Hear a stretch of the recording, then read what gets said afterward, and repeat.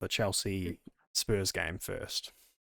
Well, it's where we left on the last episode, so I think it's a pretty good place to kick off. Yeah, well, it certainly did almost kick off. It literally did kick off. It was man, that was actually like one of the best football matches I've seen in a long time. It was truly a man's game. That's all I want to say on it. Thanks, Graham.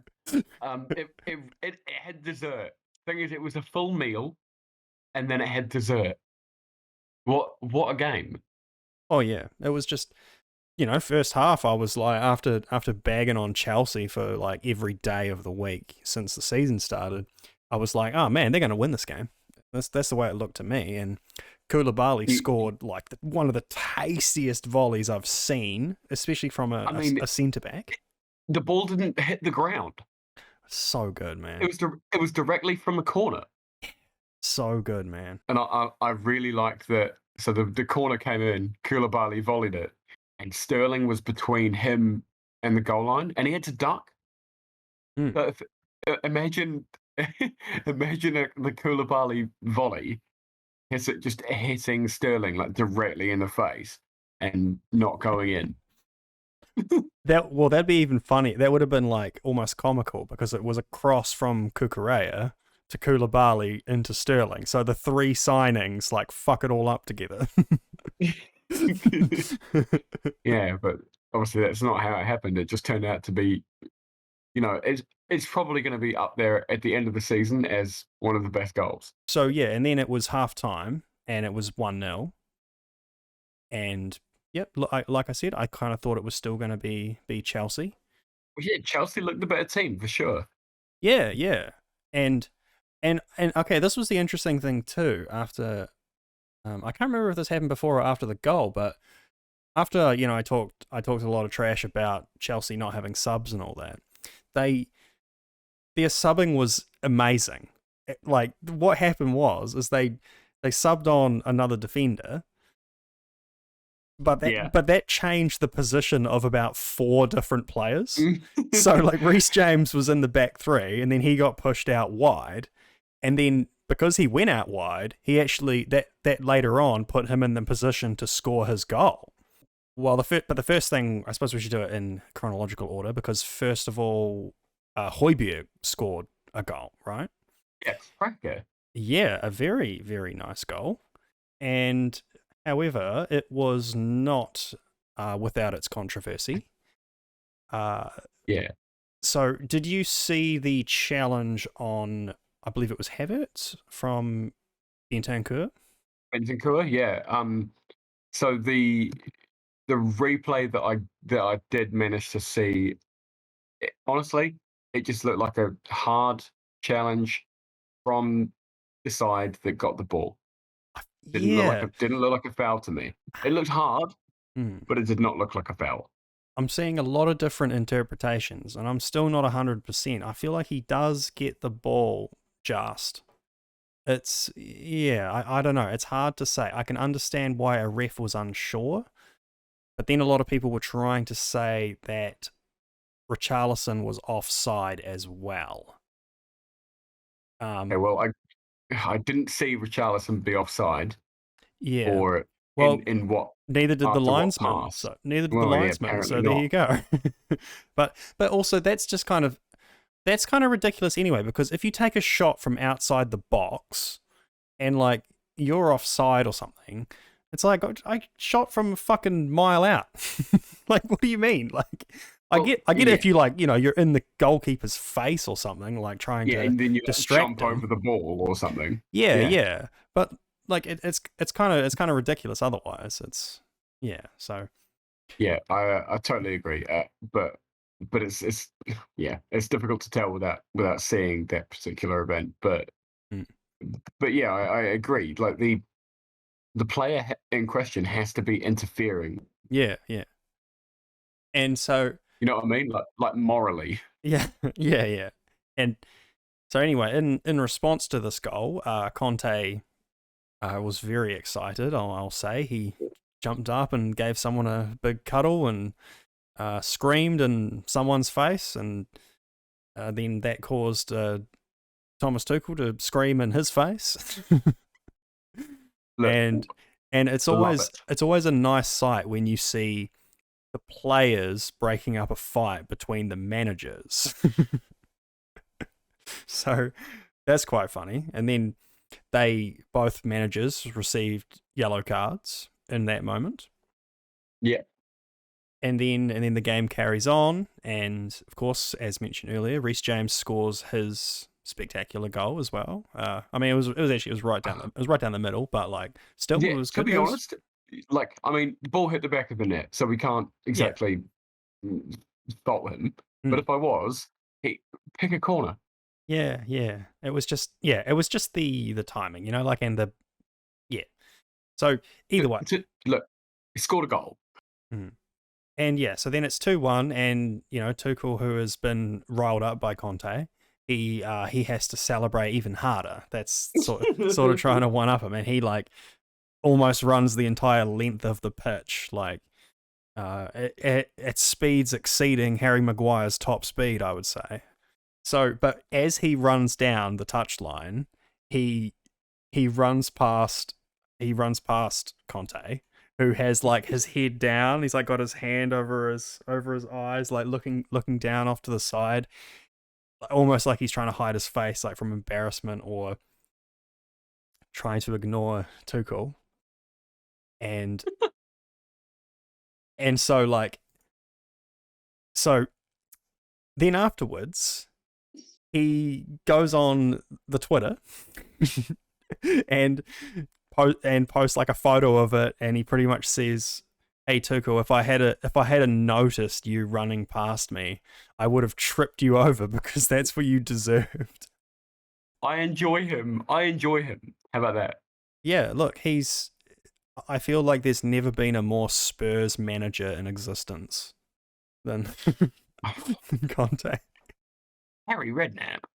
Yeah, okay, fair enough. But yeah, so anyway, then it's 2-1 again to Chelsea, and it's all go. Everyone is going hundies and trying to score the last goal. Spurs actually start pressing really high and playing really well, and then in literally the last touch of the game, Harry Kane scores a fabulous header, and in the 96th minute to make it 2-2. And Conte celebrates like it's a win. But then the controversy of this one was in the play just before when the goal was scored. It was also a corner. It was 2 corners in a row. The first one was saved by Eduard Mendy. Yeah. And during that, we had the nefarious hair-pulling incident where one Christian Romero pulled the hair of Marc Cucurella and pulled him to the ground, I suppose. Yeah, got a big handful. And there's plenty of to. Yeah. Well, that's what I've seen Spurs fans posting. They were basically like saying, how can he avoid it? Having hair like that is just asking for it. Wow. Yeah. But I guess no further comment, officer. Yeah. So essentially, what I alluded to earlier with the rule is that what actually happened to Marouane Fellaini is that he got his hair pulled and he went to the ground in a match, and the player who actually did it to him, I think nothing happened during the match, but when they reviewed it, and then they decided that anytime you pull someone's hair in that way, it is immediately considered violent conduct and is a 3-match ban. Oh, so it's effectively a red card offence to pull someone's hair. Oh yeah, 100%. Yeah. So it's and so essentially the bit that makes the story funny is that in response to this, Marouane Fellaini also shaved his head because he didn't want to get his hair pulled all over again. However, though, he did later go on to play a match against Arsenal, against another Sideshow Bob looking fellow by the name of Guendouzi. Guendouzi? whose Yeah. hair he pulled Guendouzi to the ground and got away with it. Goodness sake.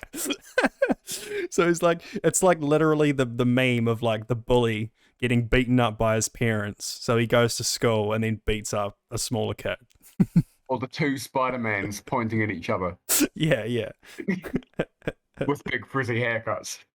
So yeah. So moral of the story is Mr. Romero should have been sent off. Mark Cucurella needs to shave his head, yeah. Or Mark Cucurella needs to find another player with big hair and just give it a little tug. Yeah. And he'll get away with it. That's fair, yeah. So yeah, you're right. Romero probably should have received a red card for that. And obviously then it would have been the ball turned over and that second corner would have never been taken and the goal would not have happened. But yeah, so really we should be talking about a Chelsea win here. And, yes, and they are very annoyed. Chelsea fans actually started an online petition to get the ref fired, and it got like 150,000 signatures. And I mean, but then also I don't know if it actually was VAR. That's the thing. But if it was actually Mike Dean on VAR that day, in the VAR room. Yeah, which is quite interesting. But he has been made to take a paid vacation. Like he's been suspended for a moment. I thought you were going to say hairdressing course. yeah. Anyway, that's so the Chelsea fans did revolt, and it actually did result in some people getting in trouble. And so after this, ignoring that incident, the game did finish 2-2. And like I said, Conte celebrated this like it was a win. and did that annoy anyone? Did that annoy anyone? Yeah, I think it must have annoyed Thomas Tuchel just a tiny bit, because when they go to shake hands, he seemed to be pissed off that Conte didn't look him in the eye. Yes, so that's what he says in the end. They have a brief handshake, and Conte's just trying to be quick about it, like just whatever, I'll shake your hand, loser, whatever, like that kind of vibe.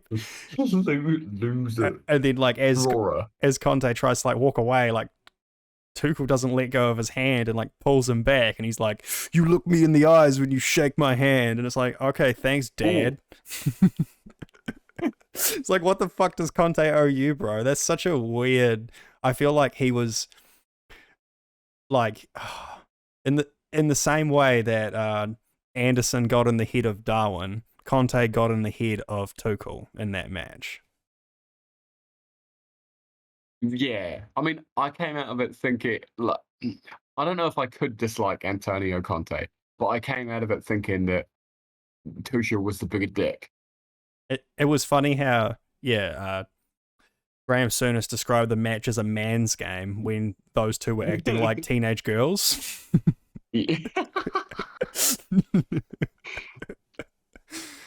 Can't fault you there. And for this incident, that again there was another fight over this, and the players had to separate the managers again.